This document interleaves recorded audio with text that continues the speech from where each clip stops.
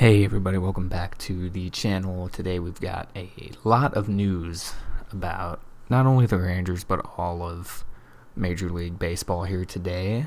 But first we're going to start with the Rangers making a couple of roster moves and signings today. Biggest and most importantly is probably Brock Holt, who was just on the Nationals in 2020 as well as the 2018 Red Sox World Champion team, being the first player and I believe only so far to hit a cycle in the postseason. So he's had his moments. And take a look at his stats here.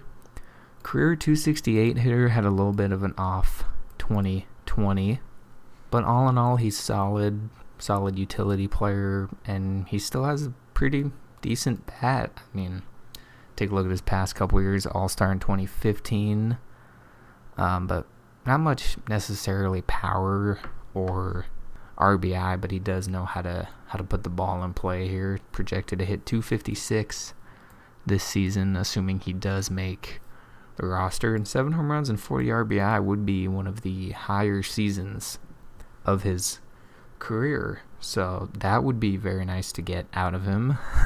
Age 32, so he's still got a couple years left. But this is really just to see what can he offer the Rangers in maybe a platoon spot if Odor ends up being either traded or benched, which I feel like he will be. And honestly, I hate to say it, but hopefully he will be. He has just not been good recently, and they're paying him quite a bit of money to hit below 200, so you do not want to see that. They also signed Hyeon-jong, and I might have butchered that, so I apologize. Left-handed pitcher out of Korea, been in the KBO for about 14 years at this point. He's got a career 3.83 ERA, I believe. Yeah, almost 150 wins. It's like he's got a 21 season not too long ago. So he's also, like Brock Holt, 32. I think he turns 33 in March, because I was looking it up when I posted about it. But you can see here, 2019 had a 2.29 ERA, 16 wins, almost 200 innings. A little bit of a down year this past season, but still almost got 200 innings. So if he makes the Major League roster and they slide him in the rotation, he could be a 4 or 5 man. I've even heard they might consider a 6-man rotation. Do some unorthodox things, kind of like the Tampa Bay Rays, how they did the opener and then, you just go to the bullpen, or opener, go to a starter, whatever you feel comfortable with. So they might experiment a little bit with that as well. And then lastly, they also signed John Hicks to a minor league deal. This one I don't understand. I think I've heard of him before. I don't really know for certain. But career 235 hitter, negative WAR. I mean, I don't understand this because they have a slew of young catchers already. He also hasn't even been in the majors for coming up on 2 years. So that I don't entirely get. Maybe they're just getting him to be a trade piece in the future. I don't know. But they have Josh Huff, David Garcia, Jose Trevino, among others, that are going to be catching. And the guy they just got for Elvis from the A's, he probably has a better chance of starting before John Hicks here. I mean, I'm looking up the right guy, right? John Hicks, yeah. So that's really all there is to that signing. So we'll see how that pans out. I do like the signing of Brock Holt and Yang. They are a little bit on the older end, but once again, these are minor league deals.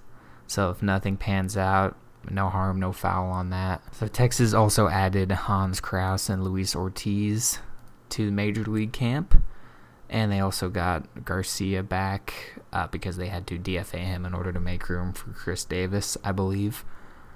And he's going to also be on the spring training roster. So 71 invites and a lot of potential. So this year, specifically for Texas, it's going to be a big spring training. Lots of players, lots of possibilities. They've signed a lot of people. So that was part of what I also wanted to talk about in this video. They've just been making move after move, it seems like. And they've had slow points, but they traded Elvis, they signed Kohei, they traded Mike Minor, Lance Lynn. I guess Mike Minor was during the season, but pretty much since they got this new GM, they've been full steam ahead. Another bit of news here is that they revised their spring training schedule. I'm not sure why that was the case, but they will be selling tickets, so if y'all want to go, make sure to mark your calendars for whatever games and keep an eye out. Next week, tickets will be going on sale because it does start next week, I believe. Or maybe it's the week after. I think players start reporting right about now, the date I'm uploading this video. Then another piece of pretty big MLB news. They restructured each of the leagues for the minor leagues. I don't know why this is such a compressed image here, but they removed a lot of teams, it looks like, and they got rid of the cool division names. I can't remember any of them at the moment because I'm not super into minor leagues, but they kind of have these generic names now: East, Southeast, Northeast, West, so not super creative. But the Rangers do have AAA Round Rock back. You can see down here, Round Rock Express. They do still have the Frisco Rough Riders, and they extended that for the next 10 seasons. Still have the Hickory Crawdads, and then in the low A, they have that more, I guess it's a little newer team, the Down East Wood Ducks. So that's a little bit of minor league news there. This is apparently supposed to help give the players more money, because if you've seen anything about minor league baseball, they make next to nothing, and I spoke with that in the interview with Taylor Hearn, saying that you could just work at McDonald's instead of going to play minor league baseball if you didn't get a good enough contract or think you had a shot, and still make the same amount of money. I mean, they were really not getting by. So we'll see how this impacts the whole minor league system. I know 2020 they had a rough season and they couldn't have it. There were just too many teams, and it would have been a logistical nightmare. And then lastly, today I wanted to talk about this mess. I did post this on my Instagram yesterday, and I got a wide range of comments. The first thing I would like to point out, I'm not even talking about the AL East or the Central. I mean, those look about right. Twins and the Yankees at the top. I think Tampa might have a shot at the Yankees, and they did just trade Snell though, so that's a whole other thing. But those divisions look about right based on my knowledge of the AL East and Central. But we're here to talk about the West because that's where Texas is. That's where the Rangers are. So that's what you want to hear me talk about. And Houston at 93 wins. Now, they did win 100-plus games in 2019, but in 2020 they won 29, which is on a full season pace about 86, 87. And I don't even think they'll be that good this season. They might still take the division just because I don't think anyone else is ready to compete. But this is a little disrespectful to the A's, I'm not going to lie. 80 and 82. They're for sure going to finish above 500. I would be shocked. And I will pull up this video in October, November, and see if I was correct or not. But I think the A's will probably win the division, just like they did in 2020. I think the Angels, I'm not sure with LA. They seem to get over projected every year. Second place. They don't have the pitching for that unless they've made some moves that I don't know about. But obviously their lineup is not a problem. They have Pujols, Trout, Rendon, Ohtani, even though he's kind of recovering from stuff. But they got a decent lineup. I don't think they're going to win 87 games. I don't even know if they'll go 500.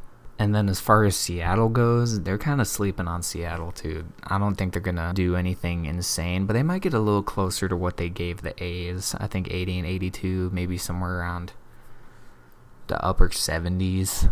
I don't know. They have some good young players and decent pitching. They did also win 27 games, which was 2 less than Houston last year, so take that into effect. Over the course of a full season, I don't know how that's going to play out, but they are better than 70 wins. And then you got us. same record as the Tigers and 1 game better than Baltimore, I must be on a different planet, because if you've been paying attention to this offseason, they have made way better moves than 67 wins. You know what I mean? I've been getting a lot of comments on that post as well. Everyone said, I think that's too high. I don't think we're going to win 67 games. And you see a guy right here, Bubba Ganoush, saying we're only going to win 61. So I don't know how to feel entirely about that. I was thinking more like 75 wins. I mean 67. They did win 66, would have been the rough projection last year, which I think is what they're basing a lot of these numbers on, maybe. I don't know. But Texas also had a bunch of injuries last year. They got a third of an inning out of Corey Kluber. They had an amazing performance from Lance Lynn. I mean, he was on Cy Young pace for most of the season. A down season from Mike Minor. Elvis Andrus was decent. Odor was Odor. And then they did have a couple kind of breakout players almost, but it was a rough season. So I don't know if they're going to be winning as little as 67 games in 2021. I know typically in a full season, of course, about May, they go on this run in like April and May of every year recently, it seems like, and they just win like 10 in a row or 8 out of 10 or something. And we're like, okay, they might actually get back to the playoffs. And then All-Star break happens. We come back in August, September, nothing. Now you had this gentleman down here with the Among Us profile picture who predicted that Texas would actually win 79 games. That might be a bit generous. And the last time that they had a record like that was 2017. They went 78 and 84, I believe. Finished in third place a couple games behind the Angels. So that could be a possibility.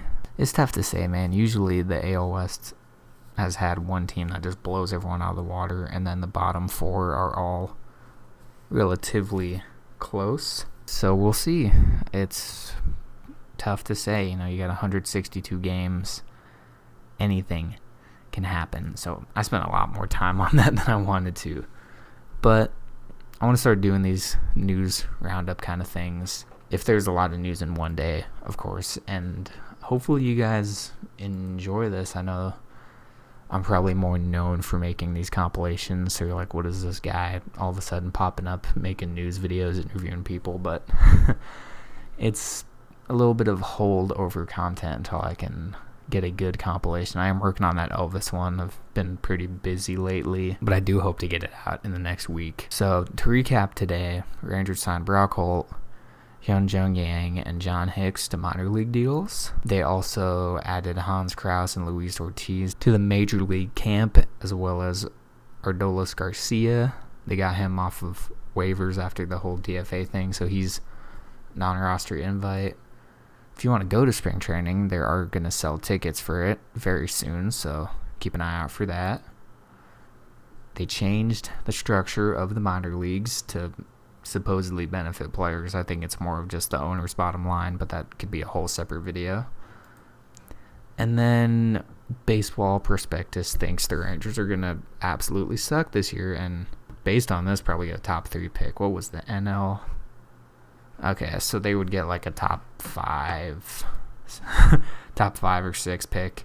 And that is all I have for you today, guys. I know this is kind of a longer video, but like I said, hopefully you guys enjoy these news roundups. I'm going to try to start doing if there's a lot of news on one day. And just let me know your thoughts on that and thoughts on anything else I talked about in the video. That is going to be it for now, guys, and I will talk to you later.